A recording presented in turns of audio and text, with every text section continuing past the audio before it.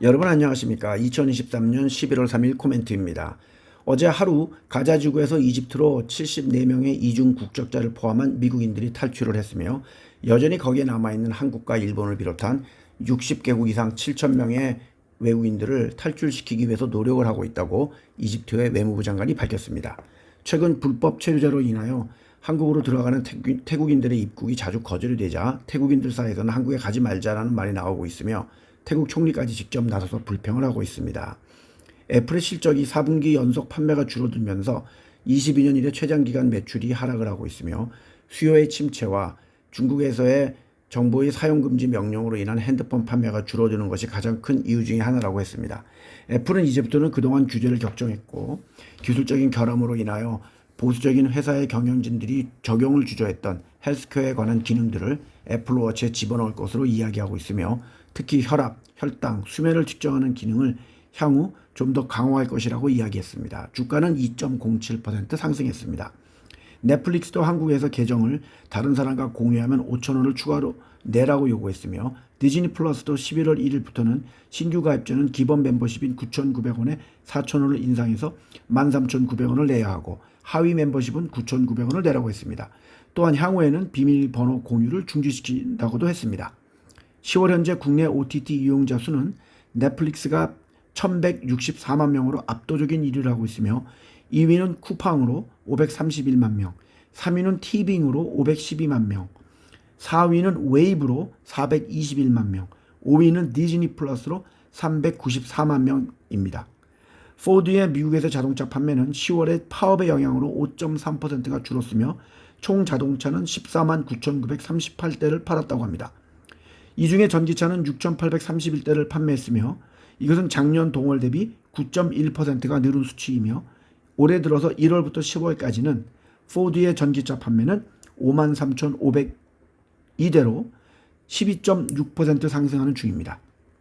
테슬라는 10월에 중국산 전기차를 72,115대를 인도했으며 9월보다는 2.6%가 줄어들었습니다. 작년 10월보다는 0.6%가 상승한 것이며 반면 BYD는 10월에 30만 1,095대를 팔아서 9월보다 5%가 늘었으며 작년 10월 대비 38.4%가 늘어났습니다. 테슬라의 중국에서의 시장 점유율은 3분기에 9.89%로 내려왔으며 2분기에는 12.98%였습니다. 작년 3분기 테슬라의 시장 점유율은 9.93%였고 반면 BYD는 3분기의 시장 점유율은 22.12%입니다. 테슬라는 중국에서도 이제 시장 점유율을 서서히 놓치고 있는 그런 모습입니다. 골드만삭스에 의하면 컴퓨터 프로그램을 이용해서 주식을 거래하는 헤지펀드가 사람들이 직접 운영하는 헤지펀드와 비교해서 실적에서 큰 차이가 났다고 합니다. 이것은 세미나나 코멘트에서 그동안 누누이 이야기했던 것으로서 수수료를 주면서 운영하는 사람들이 누구인지도 모르는 것에 베팅을 하면서 그들이 돈을 벌어주는 것을 기대하는 것보다는 모든 것을 미리 세팅을 해놓고 트레이딩을 하는 패시브한 자산운용의 방식이 시장이 좋지 않을 경우에는 오히려 더 좋은 결과가 나온다는 것을 보여줬습니다. 1월부터 10월 사이 패시브한 헤지펀드 실적은 15.06%가 남았고 반대로 사람들이 액티브하게 운영하는 펀드의 실적은 3.14%에 그쳤습니다. ETF로도 유명한 뱅가드 자산운용사는 중국에 남아있던 마지막 팀을 해체하고 해고 패키지까지 다 마련을 하고 중국에서 떠날 준비를 마쳤습니다. 오랫동안 단순한 제조업을 해오던 말레이시아는 전기차 및 반도체 등 첨단 산업에 투자할 외국인 투자자를 물색하고 있는 중입니다. 일본의 외무상은 이스라엘과 요르단을 방문하는 동안 팔레스타인 측 대표들을 만날 것이며 일본은 팔레스타인을 지원할 준비가 되어 있다고 했으며 오늘부터 이틀간 이스라엘 외무부 장관을 만날 예정입니다. 칭따오 맥주 공장의 메가 용기에 소변을 보는 모습을 남겼던 근로자는 중국의 보안 당국에 의해 구금이 되어 있으며 칭따오는 좀 더 관리를 강화하겠다고 발표했습니다. UAE는 500억 불, 66조 7,200억 원 정도까지 두 번째로 큰 무역 상대국인 인도에 투자를 할 것이라고 발표했습니다. 인도의 모디 수상은 2014년 수상이 된 이래 최근까지 UAE의 아부다비를 5번이나 방문을 했습니다. 우크라이나의 반부패 기관은 세계에서 가장 큰 식품회사인 네슬레가 러시아에서 계속 상품을 판매하고 세금을 내고 있기 때문에 국제전쟁 후원자라고 비난을 했습니다. 우크라이나는 또 다른 식품회사인 모렐레즈, 펩시, 유니레버까지 국제전쟁 후원자 목록에 추가를 시켰습니다. EU에서도 미국과 마찬가지로 주거용 주택 건설이 부진하며 높은 모기지 비용의 증가와 높은 주택 가격으로 인하여 사람들이 주택을 쉽게 구입을 하지 않고 있기 때문에 각 국가 간의 정치, 사회적인 문제로 발전을 하고 있습니다.